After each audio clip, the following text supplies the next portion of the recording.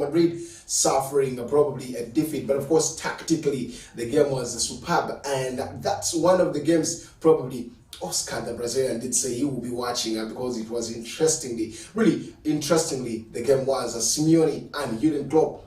It was a 3-2 for, that is, Liverpool, but of course just a mistake that made that goal into the back of the net, a penalty shootout for, that is, Mohamed Salah, who of course is still leading India and setting up a very brand new record in goal scoring at Liverpool Football Club. But that's not what we want to start with. I want to say it is a pleasure having you in the show yet again, Mr. Oscar the Brazilian, my partner in sports. Well, it was a very good night, I should say. Probably just like I anticipated, one of the best games I've ever watched in the UEFA Champions League. Forget the Manchester United, forget the Real Madrid, but the game was yesterday in Madrid. Wanda Metropolitano was one of, I think, the best experience I've had in the UEFA Champions League for the last round of matches played. Okay, now if you look at this, let's start home, always home first. A FIFA Big League is set to kick off and it's been postponed due to one or two reasons. One of them is only 3 clubs have fulfilled, of course, the licensing issues. It's only Maroons Football Club and then, of course, Nyami Tobora and Calvary Football Club. In there, the rest, the 9 teams have not yet completed their issues, all the licensing issues in there, a very big one, and now the date has been pushed to 12th of course, November to see that these games will be kickstarting. Remember, it was supposed to be only 2 weeks after the Uganda Premier League starting, but this time it has been pushed in there. What does that mean for Ugandan football? Well, our being unserious still continues. It is a song, and then our lack of professionalism. We don't put things. We don't take things serious. If this were during Idi Amin's time, I think some things would have been put right, because for them it's just orderly moja. I think there's too much laxity with FIFA. How can you give clubs a period for licensing, and up to date they have not done it? Only 3. And then out of 12, only 3 have actually done the needful. That shows how unserious, first of all, FIFA is, how unserious clubs are, and the CEOs, what are they doing? I think some of these should be coming with cost. FIFA should take it very seriously. If by the time a deadline has been put, you have not finished, then the fine should be hefty. Put a 5 million, 10 million, so that if a club has not, they face it rough, that we are going to face this, we are going to actually be fined 10 million, or better still, we can even be docked points. You start with a negative, so that clubs and start taking issues seriously. I am very disappointed and I'm hurt by the version that I am here in Uganda, though I'm just from the neighbors, DR Congo. I feel so much hurt because some of these things are what makes being in this country or following this league one of the most unpleasant things for me. I am hoping that something like this should be worked on, so that we start moving with pace, we start behaving professionally. So even us, from the journalistic point of view, we start doing things, we start following things. We know that by the time you're going to write that the league is going to kickstart on this date, yes, that is what is going to happen. But here in this country, we're still learning a lot of things, and we are taking a very, very slow pace. We are walking like snails. Now, of course, one of the biggest things, now let's do something. You've talked about charges, you've talked about how you would make maybe teams do. Don't you think it would be good also when it is a lesson to be taught that the teams that have registered can just be promoted and the league goes off? Well, it would be a harsh one to me, though also one of the things that would be necessary, because you need the teams to be organized, and that's when they will learn. Yes, but I would feel for now the approach we can use is to go with hefty fines. You give that deadline, and if you have not, you can be allowed to play under protest, but the fine must be paid first before you actually commence, so that clubs learn lessons. 5 million, 10 million looks a lot of money, but that should be the cost of not being serious. Okay, now of course that's one of the biggest thing in India that we're expecting. 12th is the date that will be coming next month, and we see whether the big league, how it will be running in right there. Let's leave that there. I'll cross over to Uganda Premier League, where of course things did happen. Sports Club Express head coach, I'm talking about Sam Simbo, was also charged, and of course Wasabosa was asked to have a written apology to, that is the federation. Of course the ethics and the disciplinary committee did sit down and have this because he made some statement in the game against Royal Hill Sports Club after losing it. He didn't expect losing, and that is one thing. Maybe he thought the team was very new, that they could not really beat him. But rating Bosa's always, it's not his first time. You've seen this happen to him several times. The character, where does that take him? His integrity. Well, Waswa Bosa has always been very controversial. He has been for long in this league, and it points out some of the key things for me. One, what is the PR department at Express actually doing? Because they are charged with the responsibility to teach the coaches and the players how to communicate on media. The moment you don't teach these people how to communicate, remember, he doesn't have any knowledge of, he doesn't have communication skills, but he needs to learn that when you are talking on media, there are some provoking questions that you will be asked. So if you respond with emotions, it can affect you as an individual and then the image of the club. So it is, first of all, the fault of the PR department. I don't know how much they are doing, but this should have been their role. Before even the league starts, now that you've confirmed whom you're going to work with, you need to sit them down and teach them communication skills. How should they communicate? For instance, I can be here, maybe I speak for Arua Hill. I am asked something about the game. We have lost a game. If I am asked how do I feel about the game, and I go about expressing my emotions, I feel bad, we have lost, this team maybe cheated, that is a very bad way of communicating. The other important thing is to acknowledge that there are three things that can happen in the game, and they may not necessarily be in your favor. You can either draw, you can either lose, and you can win. So you need to accept it positively when you have won, and positively when you have lost, and positively when you have actually drawn.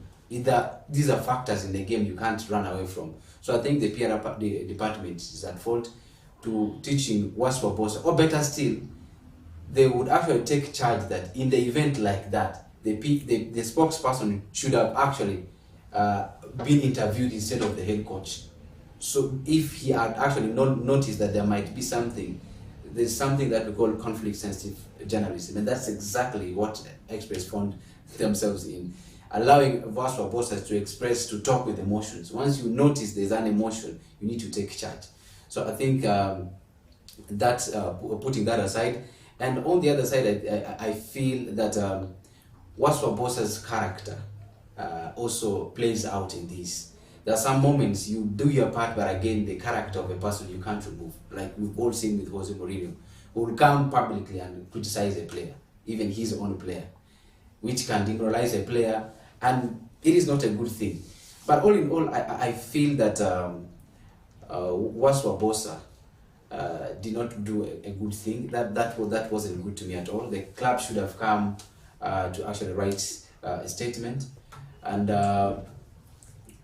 maybe could be issuing an apology, and of course maybe putting it in disowning maybe what he has said. It is good to actually disown, and possibly maybe put up a statement that could actually be good for public consumption. That's the role of the PR department. Again, it comes to FUFA. What is FUFA doing? Is it just only Waswa Bosa writing an apology? I don't think that is the only thing. Waswa Bosa should have been banned, at least from the touchline, to serve an example to the rest. You don't communicate like that. You are discrediting FUFA as an organization. Maybe because they have given him up to 21st, which is tomorrow. In case he does not apologize, that's when things will be coming in. But of course, first and foremost, they need that. Waswa Bosa should be banned. Waswa Bosa should be fined. These are the two things. Whether he writes an apology or not, these are the things that are supposed to actually be in place. First of all, that allegation Does it have evidence? Has FIFA launched an investigation already? So if these processes actually have taken shape, then I think what should come again should be even a 2 or 3 match ban on the touchline, and then some fine slap on him as an individual, not as the Express. Now, a very big one. We're waiting to see how exactly Express will be looking into this, whether they will be coming up with some statement to be put right there. But it's one big thing that is happening character-wise. Do we see there are very many coaches in the Uganda who are fond of doing this, and very many things have not even actions have been taken upon them in there. And this is why probably coaches will keep becoming big-headed, just like Oscar saying, probably charges could be put ahead of this. Now, we're looking at... Well, I think the other, what you're saying is true. It all comes down to FIFA. I remember there was a moment Mike Mutebi made a statement about Shaban. I think Muhammad Shaban was not raised well. That's one of the worst statements I've ever had. But we didn't see anywhere FIFA coming out to sanction him about that statement, or him asked to withdraw that statement, or him being summoned. That was a very bad way of communicating. Yes, you can be emotional, but you don't need to me, you are actually defaming a player. How do you conclude that this player was not raised well? The player might be having his challenges. We all know in teenage days you can have your ups and downs. But the best and the most important way is to support this player. Ask yourself how much you have done to make this player improve. So I feel there are so many things that in Ugandan football that FIFA is encouraging by themselves, summoning and possibly also fining these coaches. And again, FIFA should also take this opportunity to organize before the league starts, even organize coaches and the spokesperson, how to communicate. Communication aspect. Ahmed Hussein should take this up. This is what he should actually do. Organize these coaches, organize these spokespersons. Some of them are not highly trained. Those days, Federation used to organize at least media trainings at this time. It's not been seen. I hardly see it, because the last time I saw this was, I remember when... 2009? Just recently, during the inception of the drum, they trained some people. They trained some people to be PROs. I remember when the likes of the Ziggies were picked up. I think that was the time I saw it. And this should be not only be a one-off, it should be something. That's actually where FIFA is supposed to invest in the most. At least after every 3 months. After every 3 months, you need to take them for refresher. You need to take them through these courses. We are well aware that some of these people who are in these positions and may be professionals, but they don't have hands-on experience. And others might be just people being picked, you go and do this. They have no idea how it's supposed to be done. So I think FIFA should take this up. Now, a very big one, of course, a couple of things that will be coming up still right on the show. Now, Uganda, of course, the women team, the Crested Crane, will be looking forward to see that they have a move in the Women Africa Cup of Nations qualifiers 2022, and we'll be coming back to discuss a little of that as George Lutalo takes charge of the team. And of course, he did also speak in lengthy to that is the whistle time while he was addressing in there, and we'll be giving you all those information to see that, of course, see whether the team will be doing very well, and plus the names that have come in there. Also, the captain did give out a speech about what exactly the team is doing. I'm talking about Ruth Aturo in there. We'll take a break. We'll be right back.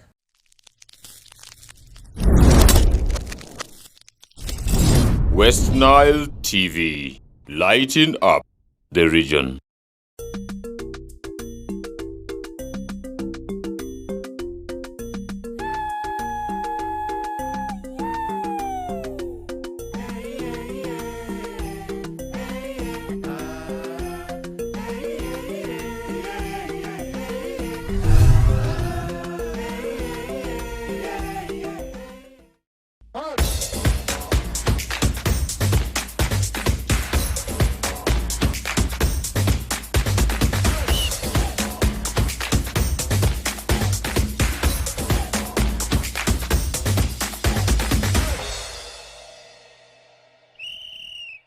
The Crested Crane is one of the team that is going to be representing Uganda, and they will be taking against Ethiopia. The last time this, of course, they beat Ethiopia was sometime back in 2002. But of course, a very big one.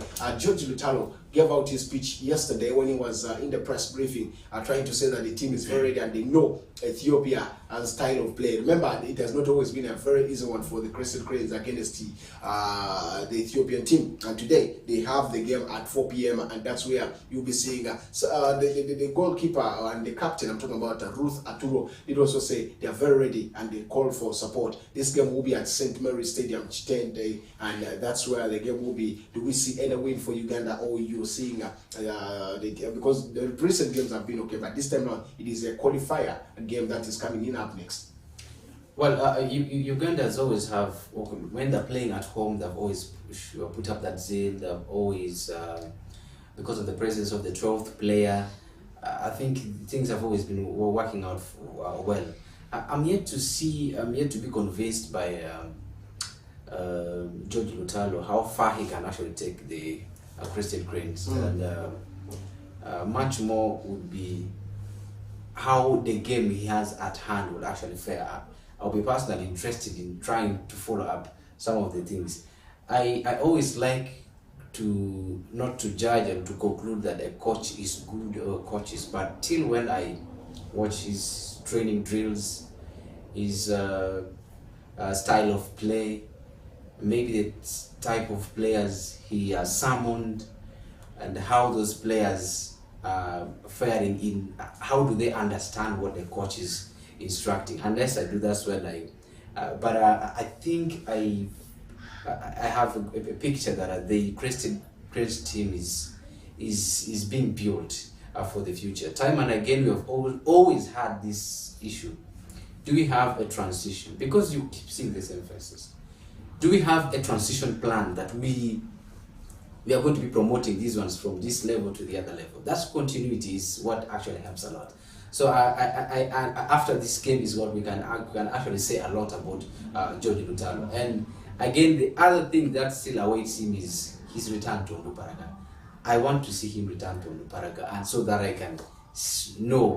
can start analyzing whether he is going to be good at the club or how far he can take the club. It's a very big one, an interesting one to see how George Lutalo will be doing. But of course, he has done well with the Crescent Crane.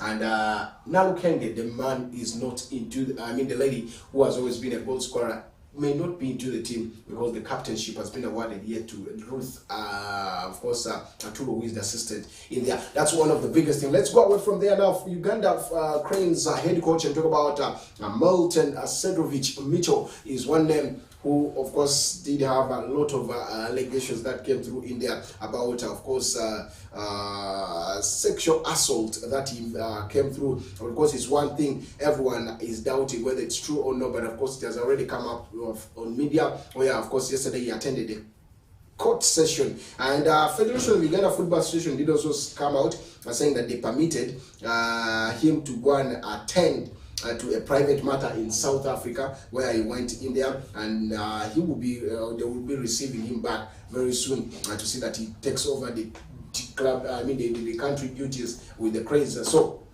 Mitchell has been involved in such a scandal, which of course is one thing someone would be asking, why, and is it true? Now, what does that mean for him, integrity-wise, and of course, he's even Uganda as at large?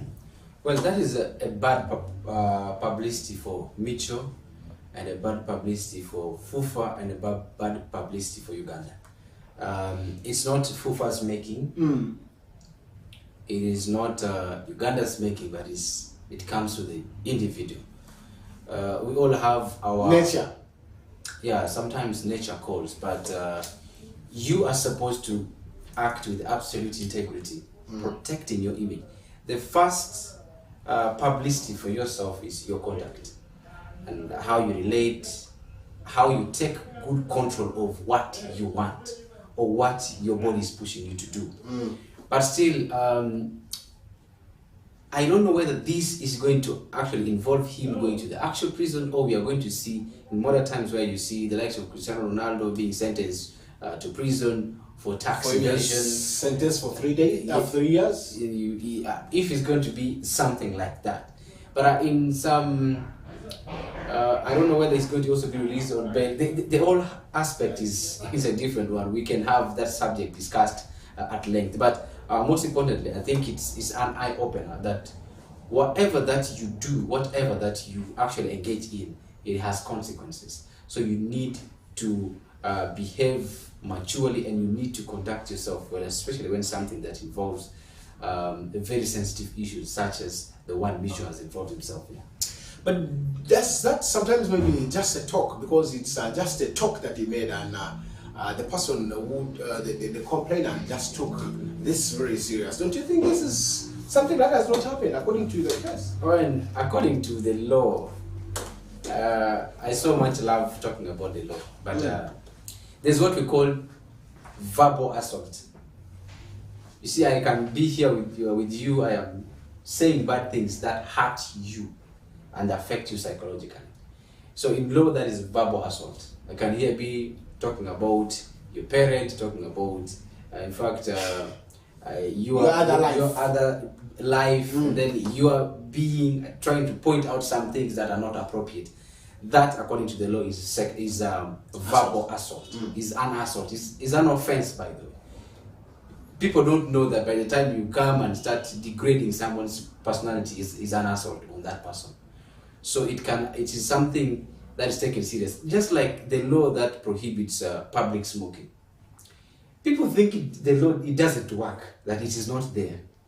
But let me tell you, the moment, if you want to know that there are some sections of the law that work, you break it, then you'll be able to know. But people smoke in public every day here. You try to smoke. You yourself try it. So am I different from the people? You're not different. But the moment anybody registers a complaint against you, that's when you know that law exists. Because just like you're saying, what about others? Ignorance of the law is not a defense. So maybe somebody has not reported, they have not been reported. But the moment somebody registers a complaint against you, the Anti-Tobacco Act is there. I think I can get rich then. So honestly speaking, verbal assault, that is what Micho has involved himself in. Okay. What he said, instead the complainant took offense and reported, because it is very clear that's the case of verbal assault. With the intentions were with intentions behind that, those intentions were very clear, that he intended to do something. Okay, now of course, leaving that, they are still in the FUFA that we are talking about. Federation of Uganda Football Association has also come out with a deliberate, of course, strategy. Remember, to make sure that they really needed to put things correctly. But right now, as I talk, the FUFA CEO, I'm talking about Edgar Watson, did speak about, of course, stadiums yesterday, and he said they are ready to give advice, technical advice to, that is, the stadium owners on a standard construction guidelines that are in there. Is that a very good move? Because I thought that all these people come in these things when they have already consulted Federation. Initially, at that stage, it's supposed to be done like that. During the architectural design, you're supposed to consult, first of all, with the match commissioners, but I think the technical people who know how the stadium is supposed to actually be like. So I think it's a plus, but I am again still wondering, why are they coming with that now? Because this should have come, the consultation should have been done during the inception. How the idea of we are going to start maybe building a Royal Hill Stadium. And then the issue of the design comes in as they are doing the design of the project. Then FUFA should actually come in. This is how this is how a stadium is supposed to look like. This is how the design is supposed to be. I think it is good, but I am not so sure of whether this is the right timing, because some others have gone way beyond. And then you want to come at this point to say, okay, maybe the goalpost is not supposed to face this way, it's supposed to face that way. Maybe the technical bench is supposed to be with this design, it's supposed to be maybe this area. I think it's a good thing, but my challenge would be whether this is the appropriate timing. Okay, now let's take a break, and we'll be right back to give you more of what transpired in the UEFA Champions League and the games that will be right today in Right There International. Stay tuned and don't move away from your TV.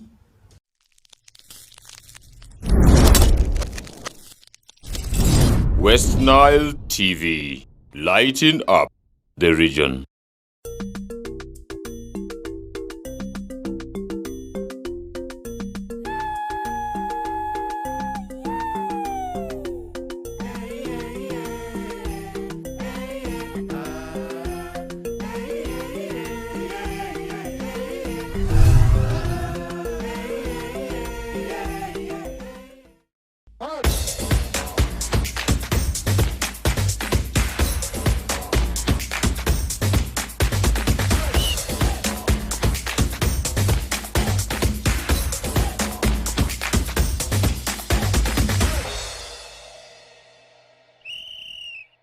Interestingly, the UEFA Champions League happened last night, and today a couple of them will also be coming on card. And the biggest game was Atletico Madrid against Liverpool at Wanda Metropolitano, where of course Diego Simeone and Jurgen Klopp had to meet again, yet again. And that game was the game to watch in there. Tactically, the two teams had a very good move, but of course a red card shown to the two goal scorer. I'm talking about Anthony Griezmann, who got 2 goals for, that is, the team was sent off, and that costed a lot for the team in there, according to me. I don't know whether according to Oscar that's one thing that has happened, but still they maintained, tried so much up to even the 80th minute, but of course later on that foul on Thiago Jota saw them get a penalty in there. Now, it's one thing that has happened tactically. Let's look at the game. How was it for you? Well, I remember saying that that will be one of the most interesting games that I'm actually going to actually watch. And honestly, I was not disappointed when I actually saw the lineup. I actually thought something was good going to happen. I predicted that Diego Simeone was going to go with a 4-4-2 compact. For Liverpool, it's so rather obvious. But starting from the game, I think Diego Simeone faltered a little bit. The team didn't start on the front foot. They were on the receiving end, and that's why they had to concede 2 quick goals. That to me was made the game much more interesting.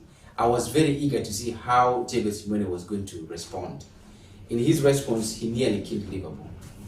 Only that the difference came in with the issue of the red card. At one point, I started questioning, why did you start Luis Suarez on the subs bench? But again, playing a 4-4-2, that he transited to a 4-4-1-1. Because at one point, we saw João Felix. It has been a very long time that I didn't see the best out of João Felix. But the game last night showed to me João Felix is still a good player. Him coming to the mostly to the flanks. This player who disturbed Trent Alexander-Arnold this season, I think that is João Felix. He made him look so useless, and of course Thomas Lemar. But my pick in the game was that Liverpool were exposed in the defense, completely exposed, because I saw Joel Matip looking so rusty. Even Virgil van Dijk, that second goal Antoine Griezmann scored, you would even wonder, what was he thinking? Because the focus was on him. He had the responsibility to mark Antoine Griezmann, but he let him slip away. So to me, the game was an end-to-end game. But my challenge with Liverpool is that a team that plays a compact formation is always very hard for Liverpool to break. Very, very difficult. We saw the compactness started from the midfield. I saw Koke was doing his box-to-box role, coming deep.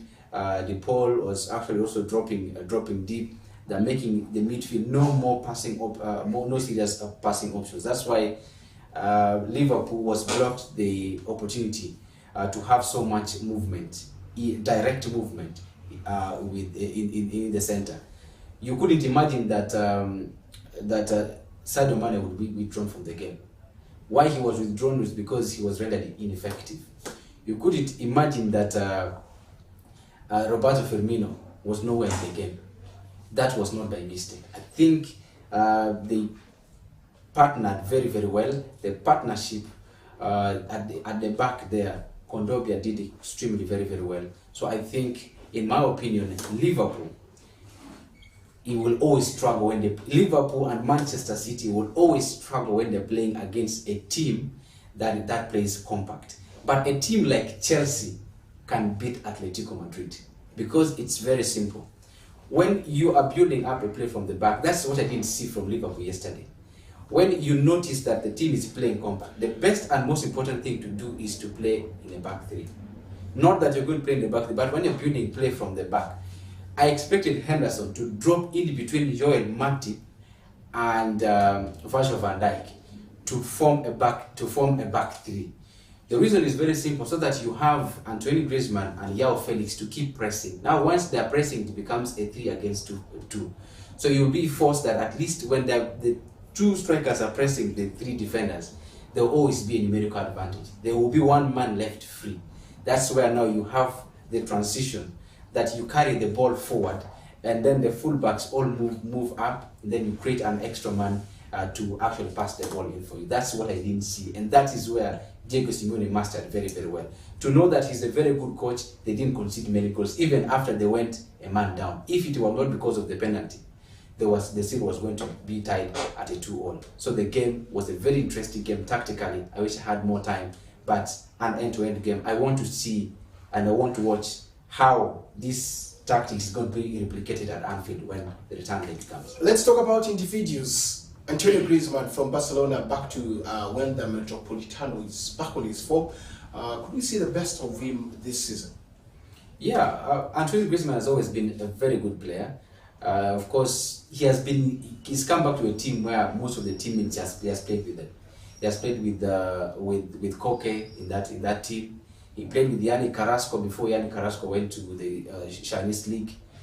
He didn't play much with Thomas Lemar, but I think majority of others that João Felix came at a time. Actually, João Felix was bought to come and replace him.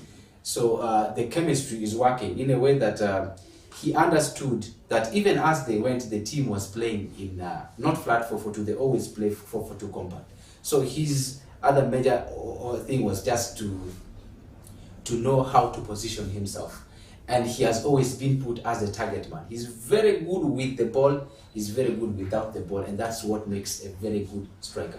Now, Mohamed Salah is one name who is on form this time round. He's keeping every time. Is he the man to watch for Liverpool this season? Well, Mo Salah has always been the man to watch. He has always been a very, very good player. He has always been up to the task. He has always been evergreen. And that's such of a play. I think before that game, in the last 8 games for Liverpool, he had always had a goal. So that one, he actually made it 9 games, still continuing to score goals. And that's what makes him a genius. To me, he's one of the best African players. He's following suit in the shoes of those of Didier Drogba. Those are some of the legends that have actually ever played. I think Didier Drogba, the likes of Yakubu, he's scoring more than Yakubu. Who else? I don't see many more other names. Sadio Mane himself is one of the best. The likes of Benjamin Marwari. Those days in the 2005, 6, 7, I think he featured for Manchester City. But I think he's one of those you could actually think of. Let's talk lastly about the Cristiano Ronaldo saying that he feels Zinedine Zidane should be the man to replace Ole Gunnar Solskjaer at Manchester United. Do you agree with Cristiano Ronaldo this time around, or he has brought his issues of I am the big boy here and I need this, that, like how Messi was at he could make decisions at Barcelona? From day one, when that excitement of Cristiano Ronaldo coming back to Manchester United, I knew it was going to be a very big problem for Ole Gunnar Solskjaer. The return was exciting in terms of making money, getting much more money from shirt sales and other things. Revenue is a plus. But on the pitch was going to be a problem. And the dressing room was going to be an issue. Because you're going to have too many stars. And the stars have something in common. They always think they're supposed to be managed by somebody they respect. So you find Cristiano Ronaldo has won everything. Almost everything. UEFA Champions League. Paul Pogba feels he's a star. He's big one of the cup material. Yes. Bruno Fernandes has won he feels he's the man, and he's the man carrying forward the team. You find even the likes of Nemanja Matic, they've won something. One thing that I'm seeing, the body language of players really changing. The likes of Luke Shaw, the likes of De Gea, the likes maybe the person who's putting up a fight is Wan-Bissaka and Greenwood. That just doing their best. But honestly, to me, I feel that why Cristiano Ronaldo has made that statement is one, because Zinedine Zidane is a player. He respected even while Zidane was still playing. Remember the last game Zidane played in the World Cup when they played against Portugal. Cristiano Ronaldo was still very young in 2006 in Germany. He was still a very young player, and he watched how Zidane destroyed that Portugal team in the midfield. That respect for Zidane. Zidane has won the World Cup. Zidane has won, as a player, has won the Champions League. Had won Champions League before. As a manager, won a series of UEFA Champions League trophies that no any other manager has actually done. So in terms of pedigree, Ronaldo can respect such a player because he knows this is a player who has achieved more than me. So I can still look up to this person. What has Ole Gunnar Solskjaer achieved? So when you bring too many stars, those are the issues it brought. Just like the way they brought Moyes from Everton to Man United was a complete disaster. So I feel where it has reached now, I don't see Ole Gunnar Solskjaer staying for so long. But also for Zidane to come in, yes, I would also love to see him in a big club. He has handled a bigger club at Real Madrid. Can he succeed at Manchester United? I'll be so much happy. All right, Walter, thank you so much for, of course, keeping it right hooked on your TV. And this is West Nile TV, channel 477 on the start times. And, of course, YouTube, we are streaming live right there. And, of course, the comment box is wide open for you to type or text in whatever you would love to put in there. We'll always be getting back to you. But, of course, in all, I want to say thank you so much. It has been a very good time with you, the viewer, and at the same time want to say West Nile TV is still in the region to light up the region. So stay right hooked for the next program.